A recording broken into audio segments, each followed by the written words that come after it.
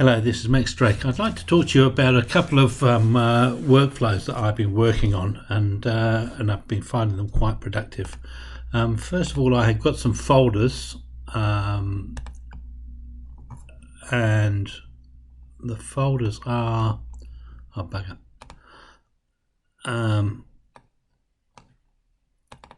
Screenshots. I've got a whole load of underscores just so that they come to the very top of the post, where I've got some screenshots in there, and then I've got a second one which is screenshots, which is 1 day later. So what I'm trying to do is just manage the amount of images that I'm using. So if I'm actually in a Word post, I can actually add some media, I can upload some files, I can select some files, and there's only a few to pick from, and usually it's the latest one that I've actually got to go for.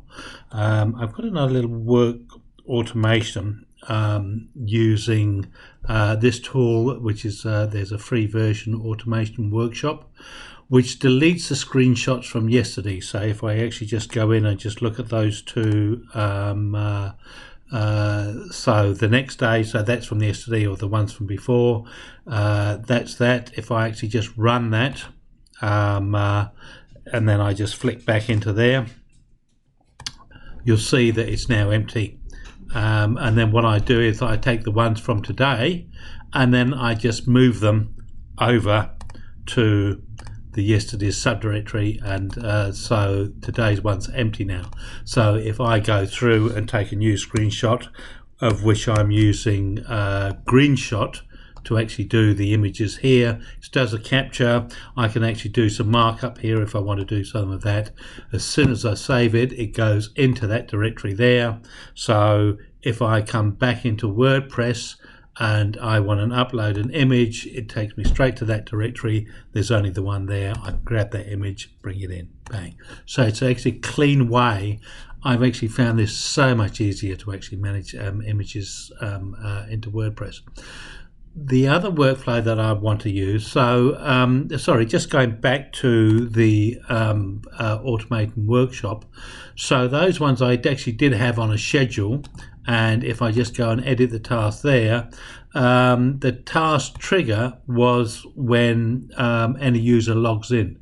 So when I log in, it takes the new ones and moves them into the ones from yesterday, and when I log out, the previous ones, sorry, now I can move them the other way around, and if I just go and look at that one there, the trigger for that one is when I log off. So when I log off, it takes the ones from yesterday, blows them away. When I come in the morning, it takes the one from today and moves them to yesterday, just in case I need some of my older ones. And basically what it's doing is it's going into move file, and it's moving screenshots. Oh, sorry, no, that's the delete one. It's just, sorry, so that one there, that one's workflow is just purely the action is clear folder, so it just blows the folder away. The ones from move today, if we just go and look at the workflow of that one, it the action there is just take any files in that folder and move it to this other folder. So it just takes it from there and moves to there. I've actually found this has been such a pleasure to use, as it's just speeded up so many of those processes for that. So that's that point of view. The second one that I actually have is that sometimes I'll be trying to get a bit of code out of something, and if you go into seeing somebody's YouTube video on a bit of coding, you see these people and they're absolutely fabulous. I have nothing but admiration for them. Some people end up putting some code down the bottom so that you can actually go and get the actual code that they've actually written out. Other ones don't. If they don't, here's a little workflow that I think is quite good. Now, I use Firefox, and inside Firefox, I've got a Google Keep add-on that actually you just click a button, it opens a whole new tab that's just Google Keep. So if I go into this one here, and I've got a fast key which is Control-Shift-1 for Greenshot Screencapture, and I just capture that bit of code there. So I then just save that code. I just come into Google Keep, and I may bring in an image for a new note, and I bring in that image there. Now what I've actually found here, you can see it's uploading the image. There's a whole lot of things. Now it's got grammar image text, but it's grayed out. Sometimes you've actually just got to click into the photo and click out, and then it lets you have that process there. So if I now grab the image text, you'll see it's done some weird things, like it's kind of says star num here, and it's dropped that to the bottom line. So in fact we actually just have to do a little bit of cleaning up on that. Also, if you see here, that bottom bracket hasn't occurred, and it's actually got the includes in there, and in the main it's done some weird stuff with the brackets. But the nice thing about this is it actually grabs a limited amount of stuff, so you don't actually have to write everything from scratch. You've got a limited amount. Now the other nice thing which I like about this is that you actually have the image shot here, that you can check it against your actual code here to see that you've actually got things where it is. So this one here in the into main, we can actually see that it's missing a bracket on the side, and it's put a T instead of a curly bracket, and there's no curly bracket at the end. The other thing that it seems to drop off a bit is the semicolons at the end of some of the work. Now the other one here as well, you see sometimes the marker for where they've got the cursor floating at the time. Sometimes it actually sees that as a bit of text and go and put something in there. In fact, you can see here, in there it's got the cursor there, and it's actually put something else in there to actually add for that. And in fact there's a double bracket there, and it's only put in a single bracket. So there's a little bit of cleanup, and some of it works, some of it doesn't. So from that point of view, I've done ones where I've captured a small amount of code and it's done it beautifully. I think the only thing which it did here, instead of the Z, it was a 5 that it actually put in, and that was nice. I did a bit one which I did a follow over from one which was a bit of JavaScript. Now JavaScript is a bit temperamental, and I got some of the coding wrong here. You can see here, instead of URL, it actually says UR1 and those sorts of things. In this particular case, I actually had to write it all out from scratch. It just didn't work, and yet I actually had other complex ones here, and here's just a bit of HTML, and it did pretty well. I just did a little bit of tidying up, and it was beautiful. So I actually found this is a really efficient way of getting the bulk of your text, so you're not doing a mad lot of typing, and then you're just doing a little bit of cleanup. And actually having the image up above, you can check it against the code that you have below, so that you can actually just follow on, and if you're reasonably fastidious, you can see that you've got all of the items that you need along it. If you're a little bit vague, or you lost a little bit of the plot, it can be a bit messy. Another way that I can use as a double check on that is that you can take the code from there. So we just go in and actually just grab, oops, sorry, we've gone a bit too enthusiastic there. You could take that code there, copy, I'm not too sure what code that is. It almost looks like Java. Oh, sorry, not Java, Python. But if there's something that I do know that I've got, and that looks like Java there, but I won't take that. Oops, now what's happened there? I lost my Google Keep. If I take a bit of, let's just see if I can find, I wanted that HTML stuff, but I seem to have lost that at this point in time. There we are. So if I just take that bit of HTML there, get up here, yeah, front, and copy that into there, so we can go Control C and put it into OneNote, and actually just do a new one, go select all V and file, save as xxxx.html.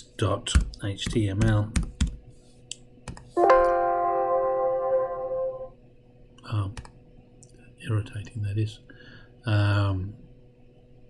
PC downloads, save, and there you'll actually see that it's looking at the code correctly. There's something wrong with that, only some of it's been pasted. Oh, sorry, no, it's not come through. So there, and it usually highlights, puts a little red squiggle underneath things if you're coding slightly wrong. So that's another way to actually check out things.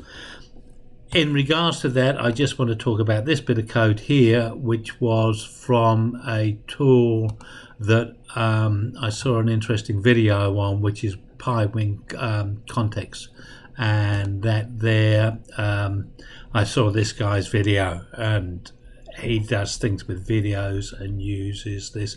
This is basically a right click on your menu onto a file, and it adds something into your menu there. The video is very interesting. The tool is very interesting as well. This is the one here, and it basically says do an action on a certain file type. So this one here, I've actually followed their tutorial, and in the tutorial here, as we go down through the tutorial, it has a bit of code here. So in this particular bit of code, wherever it is, there it is there, I actually just zoomed in inside Firefox and just did a screen capture of that, and then just got Google Keep to actually do an analysis when I brought that in, and it was pretty good. And I could then do the tutorial quite quickly. So when I came down to actually writing the code in here, I found that it worked quite good. Instead, they were doing it on, or his tutorial just worked on a text file, and I decided to just do it onto everything, which is basically a text file there. So actually, if I come in to my downloads and just go and find a text file of sort. Now I'm just going to take this one here, because the other thing that I've done as well is that I put a little magnifying glass, so I use an emoji at the front just to highlight the codes that I'm using. So if I just go into file code there, it says the name of the file, which is 123, file type is CSV, and the file size there. So that works quite fine. So if I actually go into an HTML, again that code comes up. If I go into something like a PDF, it doesn't occur. So that's quite nice. So only that function only comes up when I've got the appropriate type of file. Now again, with one of those things, another little workflow that I'm doing is there's emoji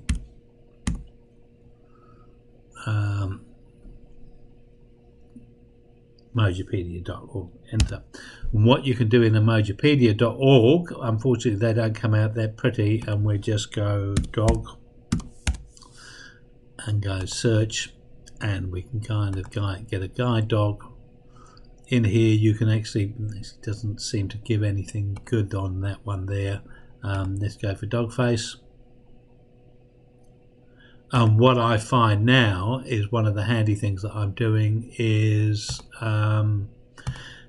sorry, going back into that bit of code there, what I'm actually doing with the file is that I'm actually putting the emoji at the front.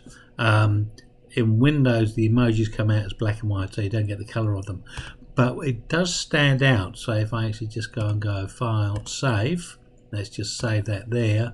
So if I just go back into Explorer and go and find a file, you can see the little emojis on the side. So that highlights the things that I put in. So I actually find that's a good reference to see which ones I've done, rather than some of the other icons that they've got in here.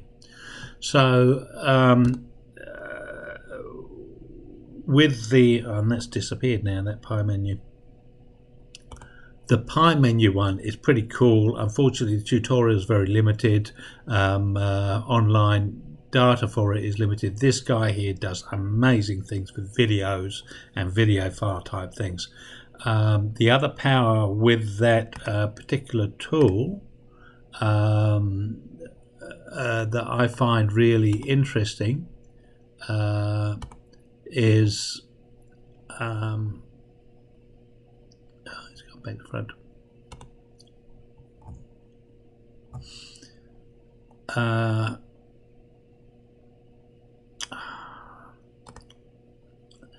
After you've done one activity on it, so you've done a function or you've done some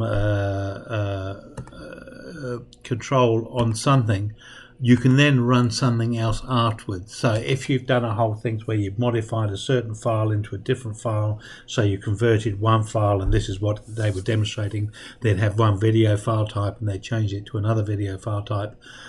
That's done that transformation of that.